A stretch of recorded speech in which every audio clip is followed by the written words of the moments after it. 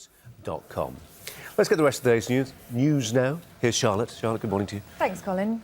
Graduates are being warned they'll find it tougher than ever to find work when they leave university. Research from the Association of Graduate Recruiters suggests a video showing Israeli soldiers breaking into a dance while on duty in the West Bank has spread around the internet like wildfire.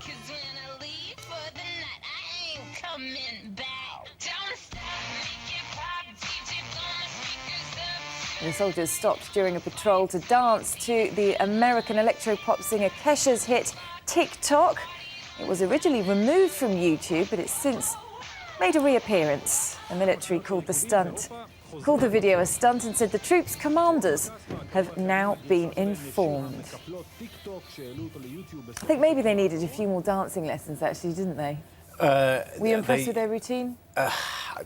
Entirely possible. Entirely possible, yes, indeed. Charlotte, thanks very much indeed. Let's take a look at the front pages for you at the Newswall. Well, the letter is headed Raoul Moat murder statement, 4th of the 7th of the 10th, and it was passed on to police by one of Moat's friends. In it, he says, last night I called 999 and declared war on Northumbria police before shooting an officer who he claims was waiting to bully innocent passers-by. He describes how he'd waited for an hour and a half outside the house where Samantha and her new partner were staying, saying, I listened to them mocking me. He suggests her relationship with another man justified his actions, but that he only wanted to cause a superficial injury to her in the hope that she would get a massive compensation payout. He goes on to threaten the medics treating his former partner, saying those doctors better save her or I'll hit that hospital. He concludes by saying, I am a killer and a maniac, but I ain't no coward. Charlotte, thank you. Well, Lisa Dowd's... Let's bring the rest of the day's news now. Charlotte's joined us. Charlotte. Thanks, Colin. Graduates are being warned they'll find it tougher than ever to find work when they leave university. Research from the Association of Graduate Recruiters suggests... Charlotte, thanks very much indeed. Well, the comedian and actor Felix Dexter is here to look through the morning's newspapers, and the selection you've brought, Felix, starts with a union story. Yes, I'm not sure what the substance of this story is really, the meat of it, but it is in the Daily Mail, so that must be beyond reproach, obviously. But there's a suggestion that the government has contingency plans in place should there be union action against the public sector cutbacks.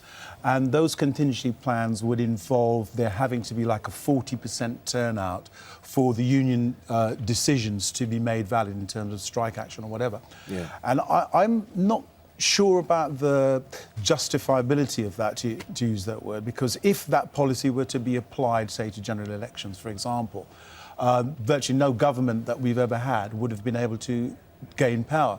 I mean, I think the democratic principle, basically, that you put a ballot and people say yay or nay is OK. I don't see why there has to be... You have to have a quorum figure, don't you? You have to, you know, you could have a small cabal that takes over a union's look at it another way.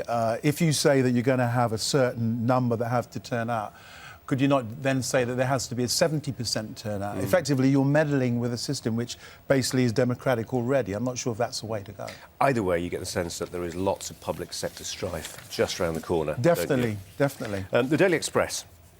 Yeah, now this is, again, a curious story that supposedly... A curious synonym for bonkers, Felix. A bit crazy, yeah. There. This is in Walsall, and in the local pool, apparently, there's a complaint from Muslim women, it says in the Express, that they're being gawped at from the outside, and therefore, in response to this complaint, Walsall Council have made the glass opaque, so that people can't stare in. Now, I would have thought a more effective way to deal with this problem would be to shush away the men or whatever that are standing gawping at the women in the pool. Some tasteful blinds, Felix. Yeah, well, what I've found is if normally when I stand outside someone's pool gawping in, what they do is they draw the curtains, which is usually very effective. Or have you arrested. Have me arrested or just say, get out of our front garden. You know?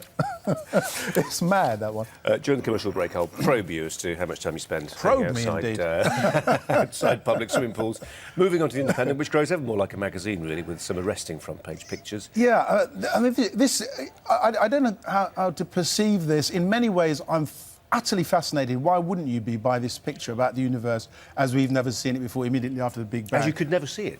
Well, yeah, and there are lots of there's controversial significance to this. I mean, if you believe that the world was created in 7 days, this is saying no, it wasn't. It was created in a split second or whatever.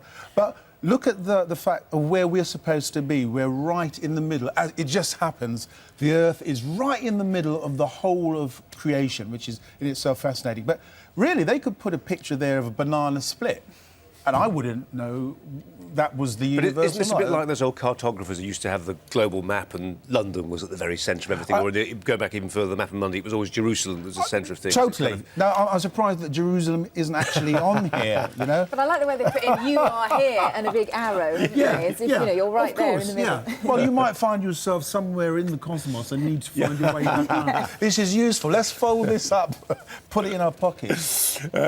This is a fabulous story. I mean, it may not be true, which applies to a number of stories we end up covering in this review, but it's fun, isn't it? It is fun, and it's apparently the Ministry of Culture in Iran has dictated that certain types of hairstyle are acceptable for being Islamic and other types of hairstyle are not.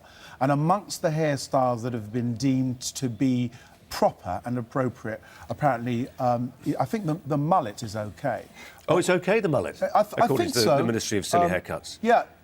Oh, sorry, I've said that wrong. Sorry, the mullet is out and the ponytail is also out. Yeah. But there's no mention of the afro. And I'm actually planning to grow my hair out and possibly do a couple of gigs in Tehran. I need to know immediately. I think that should be brought in here. I mean, I think we should ban mullets. There's no excuse for a mullet. There should be legislation brought in. But I mean, of course, it was the Taliban in Afghanistan who said your beard had to be 2 fingers long, didn't it? So there Is that right? In some countries there are strict rules on facial hair, certainly, but never heard of it. Well, also, I think that the government in our country isn't interventionist enough because, in a way, I think it's likely to cause a breach of the peace if there are too many men walking around with ponytails, you know, so that should be considered. We'll get emails about that, I feel, Felix. A new report on climate change, one-sided. It rumbles on, doesn't it? And it's terribly important.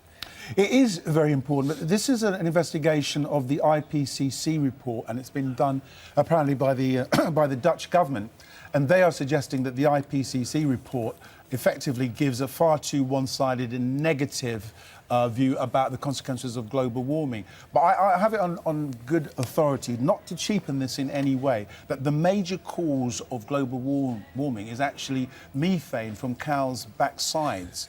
Farting cows throughout the world are endangering our planet. That's where the problem lies. I've heard this said. It's lovely to use that word before 7 o'clock. We'll get more emails, but thanks, Felix. I was going to say we'll see you in the next hour. I'm not so sure anymore, but thanks very much. Now, let's bring you the heartwarming tale about dogs. Now, if you're graduating this summer, you're going to be struggling in the jobs market. That story in the rest of the day's news with Charlotte. Thanks, Colin. Yes, it's not good news. Graduates are being warned they'll find it tougher than ever to find work when they leave university. Research from the Association of Graduate Recruiters suggests an average of 60 not getting their movements quite coordinated. I think, for those lads. Charlotte, thanks very much. Let's take you through the front page. Give you a reprise of the rest of the day's news now. Here's Charlotte. Thanks, Colin. And more on the breaking news that 2 young children have died in a house fire in Bradford. A 31-year-old woman is in hospital with life-threatening injuries. A 21-year-old man has been arrested. It happened on Henford Grove in Bradford, and police received the call at about 1:45 earlier this morning.